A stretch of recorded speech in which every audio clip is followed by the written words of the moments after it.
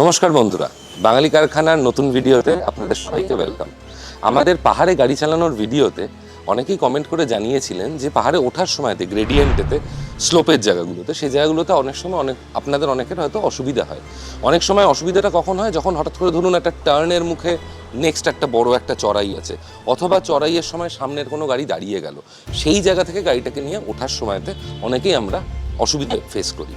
তো সেই সলিউশন দেওয়ার জন্য আজকে আমরা এই এপিসোডটা নিয়ে এসেছি, যেখানে দেবপমদা এবং দেবরাজদা আপনাদেরকে বোঝাবেন ওই সিচুয়েশনে কি করে আপনারা গাড়ি নিয়ে উঠতে পারবেন।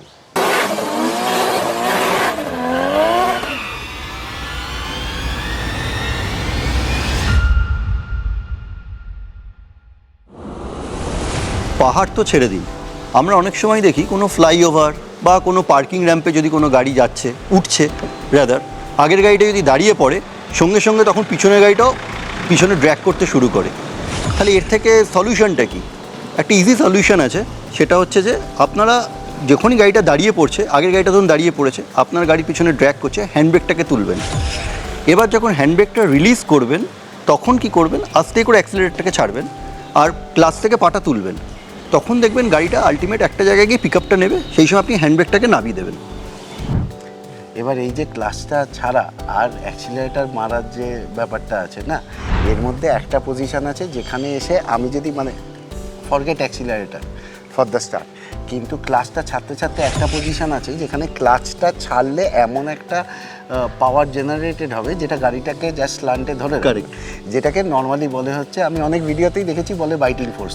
আমি তো কোনোদিন বাইটিং ফোর্স বলে জানি না, কিন্তু ওই পয়েন্টটাতে যদি অ্যাক্সিলারেটরটাকে প্রেস করার কাজটা ওই পয়েন্টটা থেকে চালু হবে, তার আগে কিন্তু অ্যাক্সিলারেটরের কাজ নেই। এরপর থেকে অ্যাক্সিলারেটরটাকে শুরুতে প্রেসটা একটু হার্ড প্রেস করতে হবে যাতে পাওয়ারটা জেনারেটেড হয়। RPM মোটামুটি আমার 2000 পেরিয়ে যায়। এবার তারপরে করে যেটা হবে হচ্ছে, তারপরে গ্র্যাজুয়ালি পুরো ক্লাসটাকে ছেড়ে দিয়ে পুরো অ্যাক্সিলারেটরের ওপর গাড়ি নর্মালি এগোবে। ঠিক। এবার এই যে হ্যান্ড ব্রেকটা ছাড়ার ব্যাপার আসছে, তারপরে স্টেজ হচ্ছে যে আমি হ্যান্ড ব্রেক ইউজ করবো না, আমি ওই ক্লাসটাকেই ওই বাইটিং ফোর্স অবধি ধরে রাখবো। তাতে কি হবে যে আমার গাড়ি দাঁড়িয়ে থাকবে, গাড়ি ওয়েট করবে এবং তারপরে অ্যাক্সিলারেটর মারবো, গাড়ি এগিয়ে যাবে। এই টিউনিংটা নতুন যারা গাড়ি চালাচ্ছে তাদের পক্ষে খুব ইম্পর্টেন্ট। এই টিউনিংটা হতে হতে যেটা তোর হয় আজকের দিনে বা আমার হয়, এটা অ্যাকচুয়ালি যত প্র্যাকটিস করবেন এই টিউনিংটা, হ্যান্ডব্রেকটাকে আপনাকে একটা পজিশানে গিয়ে এটাকে নিজেকে প্র্যাকটিস করতে হবে।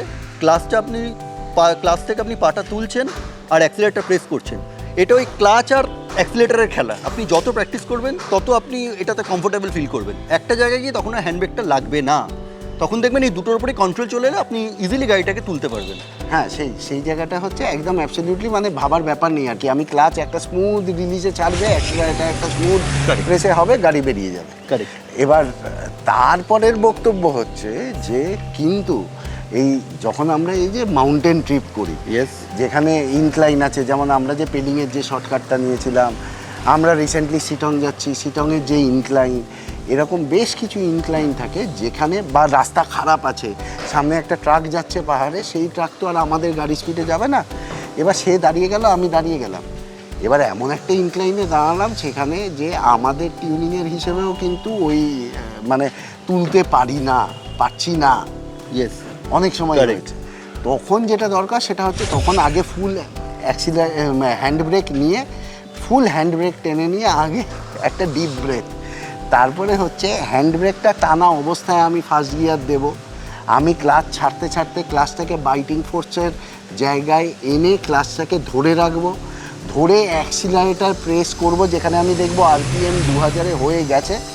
তারপরে যখন আমি বুঝবো যে আমার গাড়ি সামনের দিকে যাওয়ার জন্য রেডি, তখন হ্যান্ডব্রেকটাকে লাস্টে রিলিজ করবো একদম, যখন আমার গাড়ি ওই প্রথমের ওই ঝটকাটা দিয়ে যে উঠবে তারপরে বেরিয়ে যাবে। কিন্তু আমি RPM সেই জায়গায় কিন্তু কখনোই 2000-এর নিচে পড়তে দেবো না। অ্যাক্সিলারেটর প্রেস এমনভাবেই করবো যাতে আমার RPM 2000-এর ওপরে।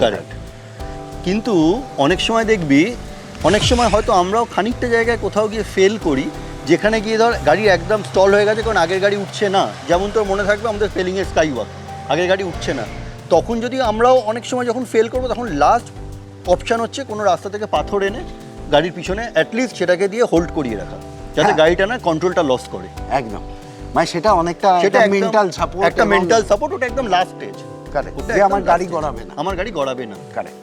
এবং আর এইবার দেখ, ধর আমি যে ডিসেম্বরে গেলাম, আর তুই তো জানিস আমারটা ম্যানুয়াল, আমি তো সর্বজিতের গাড়িটা নিয়ে গেছিলাম এইবার ডিসেম্বরের ট্রিপটাতে। হ্যাঁ। এটা হচ্ছে সর্বজিতের কিন্তু অটোমেটিক। হ্যাঁ। তো আমি অটোমেটিক গাড়ি এমনি প্লেনসে অনেক চালিয়েছি, পাহাড়ে আমার এই ফার্স্ট টাইম। হ্যাঁ, হ্যাঁ, হ্যাঁ। আমি একটা জিনিস ফিল করলাম, আমি যখন অটোমেটিক গাড়িটা নিয়ে উঠছি তাগদার ওই রাস্তাতে, যেটা শর্টকাট দেখিয়েছিল, যখন আমি উঠছি আমার কোথাও গিয়ে মনে হয়েছিল গাড়িটা পিছনে ড্র্যাগ করতে পারে, বিশেষ করে কয়েকটা টার্নে।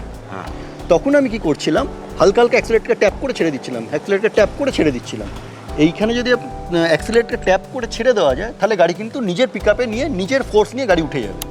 এটা আমি ফিল করেছি। এটা হ্যাঁ, আমার মানে feeling। যেটা আমি পেছন থেকে ওই সময় দেখেছি, দেখে যেটা আমি বুঝতে পেরেছি, গাড়িটা মনে হচ্ছে 1 সেকেন্ড দাঁড়িয়ে গেল।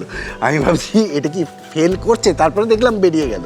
That is that. হ্যাঁ, মানে ওই অ্যাক্সিলারেটরকে ট্যাপ করে ছেড়ে দাও, ট্যাপ করে ছেড়ে দাও, 2-3 বার যদি অ্যাক্সিলারেটরকে ট্যাপ করে ছেড়ে দেওয়া হয় অটোমেটিক গাড়িতে, গাড়ি কিন্তু অটোমেটিক উঠে যাবে। এর পেছনে কারণটা কি, এটা যদি কেউ জানেন অ্যাকচুয়াল মেকানিজমটা কি, আমাদের কমেন্টে লিখে জানাবেন প্লিজ। কারণ আমরা চালাতে পারি, কিন্তু সত্যি কথা গাড়ির ভেতরের ইস্যুও আমরা বুঝি না। থিওরিতে তো বোঝা গেল, কিন্তু প্র্যাকটিক্যালি জিনিসটাকে একবার দেখা দরকার। থিওরি বুঝলেও প্র্যাকটিক্যালি দেখলে এই টিপসগুলো আরও বেশি শক্তিশালী মনে হবে, আরও বেশি কনফিডেন্স পাবেন আপনারা। তাহলে গাড়ির ভেতরে গিয়ে এবার আপনাদেরকে দেখাচ্ছি অ্যাকচুয়ালি জিনিসটাকে করে আমাদের এই র্যাম্পেতে। চলুন।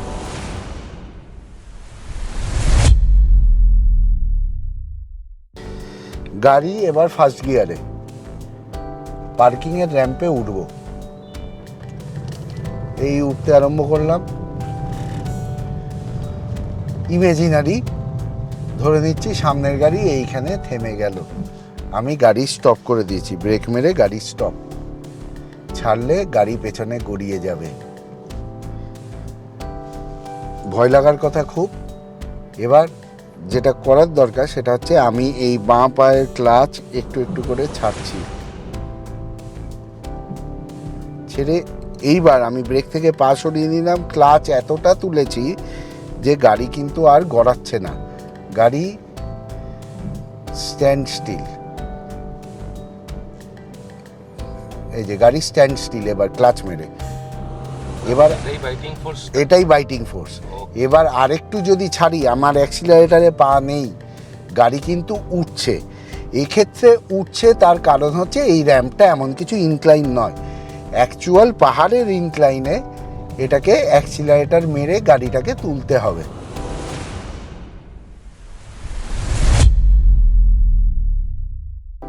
ইনক্লাইনে উঠছি আমি, উঠে মধ্যিখানে দাঁড়াবো,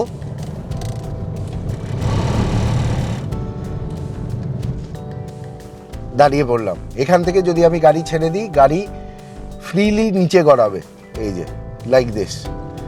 ব্রেক মেরে আটকে দিয়েছি। আপনাদের যেটা দেখাবো সেটা হচ্ছে বাইটিং ফোর্সের ওই মেলানোর ওই সমস্যা না করে একবারে ডাইরেক্টলি ক্লাচের সাথে আমি অ্যাক্সিলারেটার দেব, গাড়ি না গড়িয়ে ডাইরেক্টলি ওপরে উঠে যাবে। তার জন্য প্রথম step, gear neutral, first gear, আর গিয়ারের কোনো কাজ নেই। আমার এখন পা আছে রাইট লেগ ব্রেকে, লেফট লেগ ক্লাচে। আমি ব্রেক ছেড়ে দেবো, ব্রেক ছেড়ে দিয়ে অ্যাক্সিলারেটার প্রেস করব, ক্লাচ ছাড়বো। এই যে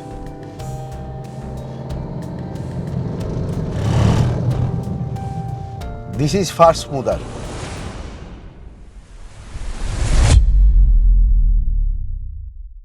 আবার ইনক্লাইনে যদি আমি ছেড়ে দিই, গাড়ি ধার ধার করে নামবে। আপনাদের দেখাবো হ্যান্ড ব্রেক দিয়ে কীরকম সিমলেসলি গাড়িটাকে তুলে দেওয়া যায় যদি আমি বাইটিং পয়েন্টের সাথে পা অত ইজিলি না মেলাতে পারি। প্রথম হচ্ছে হ্যান্ড ব্রেক টেনে দিলাম,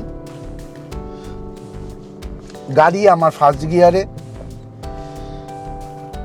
ব্রেক থেকে পা সরিয়ে নিলাম, গাড়ি গড়াচ্ছে না, আমার ব্রেক আর অ্যাক্সিলারেটার খোলা, অ্যাক্সিলারেটারে আমি প্রেসার দিচ্ছি। যেহেতু হ্যান্ডব্রেক টানা আছে, যখন বাইটিং ফোর্স পেরিয়ে যাবে আমার গাড়িটা বাই ডিফল্ট একটু উঁচুর দিকে এগোতে চাইবে, আমি বুঝতে পারবো। ক্লাচ ছাড়ছি, অ্যাক্সিলারেটার মারছি, গাড়ি এগোতে চাইছে, হ্যান্ডব্রেক নামিয়ে দিলাম, গাড়ি একদম নর্মালি ওপরে চলে এলো, 1 ইঞ্চিও পেছনে যায়নি এবং যাবেও না। It is this easy.